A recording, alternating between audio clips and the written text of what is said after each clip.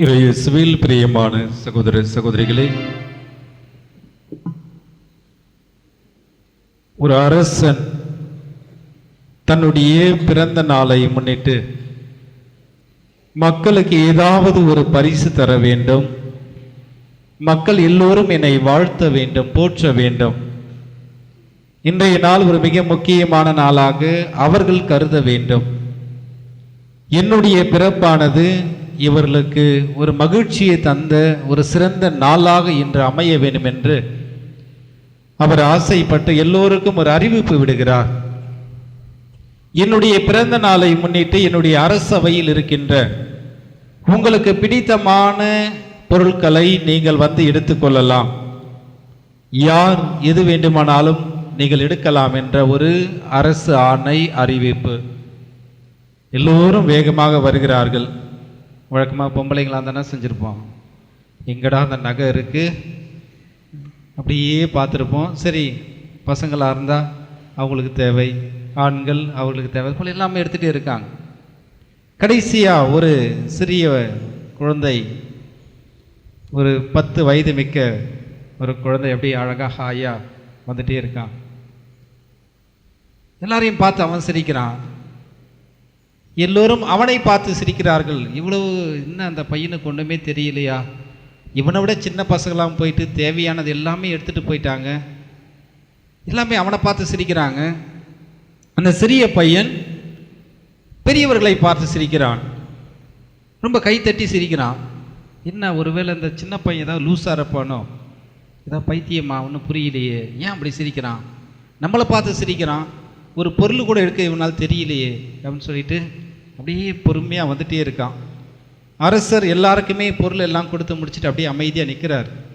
பார்த்த உடனே அந்த சிறிய பையன் மீண்டும் அரசர் பக்கத்தில் வந்துட்டு கைத்தட்டி சிரிச்சுட்டு எல்லாரையும் பார்த்து சிரிக்கிறான். அரசருக்கு ஒன்றும் புரியல, என்ன அந்த சின்ன பையன் அப்படியே சிரிச்சுட்டே இருக்கான், ஒன்றும் புரியல. சரி, உடனடியாக அவன் செய்கிறான், அரசனை அவன் என்ன செய்கிறான், கட்டி பிடித்து விடுகிறான். அரசனை கட்டி பிடித்து விடுகிறான். உடனடியே கேட்குறாங்க, உங்களுக்கு தேவையான பொருட்களை எல்லாம் நீங்கள் எடுத்து செல்ல ஆணை பிறப்பித்தீர்கள், எல்லோரும் அவர்களுக்கு தேவையான பொருட்களை எடுத்து சென்று விட்டார்கள். இப்பொழுது எனக்கு தேவை நீங்கள் மட்டும்தான், உங்களை நான் எடுத்துக்கொள்கின்றேன், பிடித்துக் கொள்கிறேன் என்று அந்த சிறியவன் சொன்னான். என்னாச்சு? இளவரசனாக மாறிவிட்டான். மத்தேயு நற்செய்தி 6ஆம் அதிகாரம் 33ஆம் வசனம், அனைத்திற்கும் மேலாக ஆண்டவருடைய ஆட்சி உரிமையை நீங்கள் நாடுங்கள், உங்களுக்கு என்ன செய்யப்படும்? அனைத்தும் சேர்த்து கொடுக்கப்படும். எல்லாமே பார்த்தாங்க, சிரித்தாங்க. அந்த சின்ன பையனை பார்த்து, என்னடா ஒன்றுமே தெரியல. ஆனால் அந்த சிறிய பையன் எல்லாரையும் பார்த்து சிரித்தான். பெரியவங்களுக்கு ஒன்றுமே தெரியல, ஆனால் அவன் கரெக்டாக வந்தான். அவனுக்கு தேவை அரசர், எங்கே எதை பிடிக்கணுமோ கரெக்டாக அரசரை கட்டி பிடித்தான். இளவரசனாக மாறினான். அரசவை அனைத்தும் அவனுக்கு சொந்தமாக மாறிவிட்டது. இதுதான் பிரியமானவர்களே, பல நேரத்திலே நாம் எப்பொழுதும் தெளிவாக நாம் செய்ய வேண்டியது ஆண்டவரை நாம் முழுமையாக பற்றி கொள்ள வேண்டும். ஆமோஸ் இறைவாக்கினருடைய வார்த்தை 5ஆம் அதிகாரம் 6ஆம் வசனத்திலே, அனைத்திற்கும் மேலாக நீங்கள் ஆண்டவரை நாடுங்கள், தேடுங்கள் என்று அழகாக சொல்வார். அரசன் என்பவன் ஒரு மிகப்பெரிய ஒரு பதவி, பட்டம், அனைத்து தேவைகளையும் நிறைவாக பெற்றவன், கவலை இல்லாத ஒரு மனிதர். பணிவிடை செய்கின்ற மனிதர்கள் பலர், எங்கு சென்றாலும் ஒரு பெரிய கூட்டத்தோடு செல்கின்ற ஒருவன், அவனுக்கு இன்று மதிப்பு மரியாதை அதிகம். ஆனால் இன்றைய நாளிலே நாம் கொண்டாடுகின்ற கிறிஸ்து அரசர், இவற்றுக்கெல்லாம் ஒரு மாறுபட்ட ஒரு வித்தியாசமான ஒரு அரசராக இன்றைய நாளில் நாம் அவரை பார்க்கின்றோம். இவர் பணிவிடை பெறுவதற்கு அல்ல, பணிவிடை புரியவே வந்தேன் என்கின்றார். ஆனால் மற்ற அரசுகள் அனைவருக்கும் பணிவிடைக்காக எவ்வளவு மனிதர்கள் தங்களுடைய அந்த அரண்மனையிலே அதிகமான மனிதர்கள் இருக்கின்றார்கள். ஆனால் இவர் அரண்மனையில் வாழவில்லை. மணமகனுக்கோ தலை சாய்க்க கூட இடம் இல்லை. இடமில்லாத ஒரு மனிதர் எங்கு போனாலும் இருப்பதை பெற்றுக்கொண்டு அதை சாப்பிட்டு மக்களோடு மக்களாக வாழ்ந்து பாவத்தை தவிர ஒரு நல் உள்ளம் படைத்த ஒரு மனிதராக வாழ்ந்து தன்னையே ஒரு மிகப்பெரிய ஒரு அரசராக மாற்றிக்கொண்டார் என்றால் அதற்கெல்லாம் ஒரு மிக முக்கியமான காரணமாக இருக்கின்ற கருவியானது அந்த சிலுவை மரம்தான். சிலுவை மரம் எப்பொழுது இவர்களுக்கு மிக முக்கியமாக மாறியது? ஒருவேளை இயேசு மட்டும்தான் இந்த சிலுவையை சுமந்தாரா என்றெல்லாம் பார்த்தால் அதிலே இந்த சிலுவை மரத்திற்கு ஏறக்குறைய கிறிஸ்து பிறப்பதற்கு முன்பாக 600-700 ஆண்டுகளாக இந்த சிலுவை மரம் அங்கே பயன்படுத்தப்பட்டது. ஒரு மிகப்பெரிய ஒரு கருவியாக, ஒரு மக்களுக்கு தண்டனை தருகின்ற ஒரு கருவியாக, உயர்தர மிக முதன்மையான தண்டனையாக கருதப்பட்டதுதான் அந்த சிலுவை. அதனால்தான் பல மனிதர்கள் அந்த சிலுவையை சுமக்கின்றார்கள். இயேசுனுடைய வாழ்விலே நாம் பார்க்கும் பொழுது இந்த சிலுவையானது எப்படிப்பட்டதாக இருக்கின்றது. பாரசீகர்கள் தான் இந்த சிலுவையை முதலிலே கண்டுபிடிக்கிறார்கள். அவள் கண்டுபிடித்த பின்பு சிலுவையை ஏறக்குறைய தங்களுடைய எதிரியாக கருதுகின்ற ஒவ்வொருவருக்கும் சிலுவை சாவை கொடுப்பது வழக்கம். இதிலே தான் இந்த வரிசையில் வருபவர்தான் மாவீரன் அலெக்சாண்டர். ஏறக்குறைய ஒரே கிமு 332 ஒரே நாளில் 2000 மனிதர்களை சிலுவை மரத்திலே ஏற்றி அங்கே சாகடித்தவர். இவர் மட்டுமல்ல, இயேசு பிறந்த பிறகும் கூட பலவிதமான பிரச்சனைகள். இயேசு பிறப்பதற்கு முன்பாக கிமு 71 ரோமை அரசாங்கத்திற்கு எதிராக செயல்பட்ட பல மனிதர்களை ஏறக்குறைய ஒரே நாளிலே 3000 மனிதர்களை சாலை ஓரம் 2 புறமாக சிலுவை மரத்திலே ஏற்றி கொன்றார்கள். இவ்வாறாக இந்த சிலுவை மரமானது ஒரு காலத்தில் ஒரு மிகப்பெரிய ஒரு தண்டனையாக இருந்தது. இயேசு என்று அந்த சிலுவையை சுமந்தாரோ அந்த சிலுவையானது ஒரு மகிமையின் சிலுவையாக மாற்றம் பெற்றது. அதுதான் கிறிஸ்தவத்தினுடைய முதன்மை அடையாளமாக கருதப்படுகிறது. பல நேரத்தில் நம்ம வீட்டில் சொல்ல கேள்விப்பட்டிருப்போம். ஏதாவது ஒருத்தர் சிலுவையை கொண்டு வந்தால் சொல்லுவாங்க, ஏற்கனவே இருக்கிற சிலுவை கஷ்டமே பெருசாக இருக்குது, இதில் வேற நீ சிலுவை வேற வீட்டுக்கு கொண்டு வரையா, இப்படிலாம் காலங்கள் பேசி உண்டது. ஆனால் இவை சிலுவையானது ஒரு வெற்றியின் சின்னம், வெற்றியின் அடையாளம் என்பதை நாம் எளிதாக பார்க்க முடியும். அதேதான் வத்திகான் நகரிலே பார்க்கும் பொழுது அங்கிருக்கின்ற ஒரு மிகப்பெரிய ஒரு தூணிலே 2 வார்த்தைகளை அவர்கள் எழுதி வைத்திருக்கின்றார்கள். முதல் வார்த்தை, இயேசு வெற்றி பெற்றார், ஆட்சி செய்கின்றார், என்றென்றும் ஆட்சி செய்கின்றார் என்பது முதல் வார்த்தை. இரண்டாவதாக பார்க்கும் பொழுது, யூதாவின் சிங்கம் வெற்றி பெற்றது, இனிமேல் நமக்கு எப்பொழுதும் வெற்றிதான், தோல்வியே இல்லை என்று யூதாவின் சிங்கம் என்று இயேசுவை அங்கே அழகாக பொறித்து வைத்திருக்கின்றார்கள். இந்த சிலுவையை நாம் பார்க்கும் பொழுது 2 விதமான கண்ணோட்டத்திலே பார்க்கின்றார்கள்.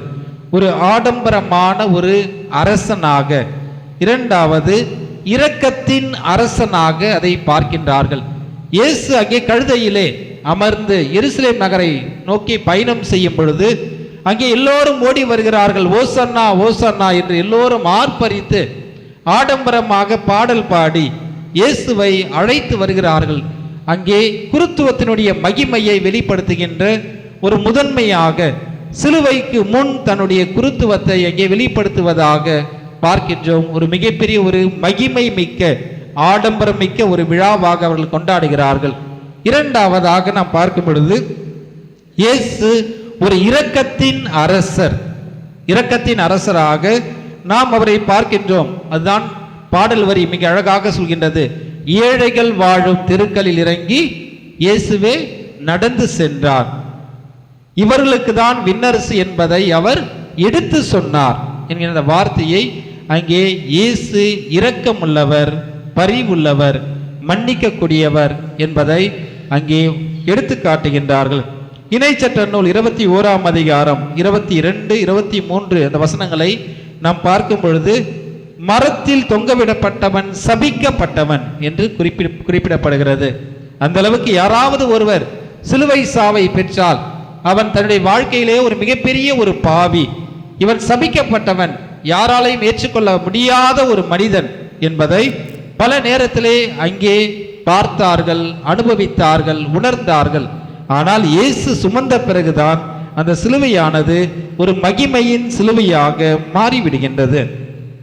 ஏறக்குறைய மத்தேயு நற்செய்தி 10ஆம் அதிகாரம் 35ஆம் வசனத்திலே பார்க்கும் பொழுது, செபதேயுவின் அந்த அங்கே வருகிறார், அந்த தாய் வருகிறார், வந்து ஆண்டவரே நீர் ஆட்சி உரிமையோடு நீ வரும் பொழுது என்னுடைய பிள்ளைகள் இருவர், ஒருவர் உம்முடைய வலப்புறத்திலும் மற்றொருவர் இடப்புறத்திலும் அமரும்படி நீ அருளும் என்று கேட்கின்றார். ஆனால் யார் யார் எல்லாம் விரும்பினார்களோ அங்கே அவர்களுக்கு கொடுக்கப்படவில்லை, மாறாக 2 கல்வர்களுக்கு தான் அங்கே கொடுக்கப்பட்டது. இயேசுவோடு சிலுவையில் அறையக்கூடிய ஒரு பாக்கியம் அவர்களுக்கு தான் கொடுக்கப்பட்டது என்பதையும் நம்முடைய விவிலிய பேராசிரியர்கள் மிக தெளிவாக விளக்குகின்றார்கள். யார் கடவுள் விரும்புகின்றாரோ அவர்களுக்கு மட்டும்தான் அந்த அரசவையில் இடம். அந்த சிலுவை என்கின்றது ஒரு மிகப்பெரிய ஒரு சிம்மாசனம், அரசு அமர்கின்ற ஒரு இடமாக மாறியது இயேசு அந்த சிலுவையை சுமந்ததால் தான். அதனால்தான் இயேசு கிறிஸ்து அரசர் என்று நாம் அவரை அழைக்கின்றோம். ஏறக்குறைய நாம் பார்க்கும் பொழுது அங்கே 3 விதமான மனிதர்கள் அந்த அரசரை சிலுவையிலே பார்க்க வருகிறார்கள். முதலாவது, மக்கள் ஒரு பார்வையாளராக, இந்த ஊரில் வாழ்ந்த ஒரு மனிதராக அவரை பார்வையாளராக வருகிறார்கள். உதவி செய்ய முன்வர தயங்குகிறார்கள், பயப்படுகிறார்கள். 2ஆம் நிலையில் இருக்கின்றவர்கள் ஆட்சியாளர்கள். இவனை சாகடிக்க வேண்டும், இவனுக்கு சிலுவை சாவை தர வேண்டும் என்கின்ற ஆட்சியாளர்களும் அங்கே இருக்கின்றார்கள். 3ஆவதாக இயேசுவோடு சிலுவையில் அறையப்பட்ட குற்றவாளியும் அங்கே அந்த கல்வாரி மலையிலே ஒன்றாக இருக்கின்றார்கள்.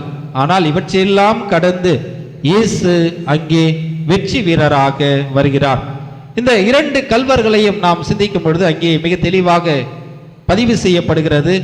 முதல் கல்வன், எப்பொழுதும் ஒரு மனிதர் வாழும் பொழுது இறக்கின்ற அந்த சமயத்திலே தன்னுடைய வாழ்க்கையை நினைத்து மனம் வருந்தி மனம் மாற்றம் பெறுகின்றான்.